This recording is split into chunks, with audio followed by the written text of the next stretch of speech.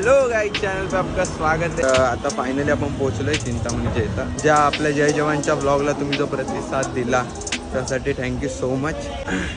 Controversy चाललेली त्याच्यात खूप काही, पण माझं एकच म्हणणं असेल, प्रत्येक गोविंदा हा खेळाडू आहे, हा एकमेकांवर प्रेम करत असतो, असं नाही की कोणाचं हेट असतो।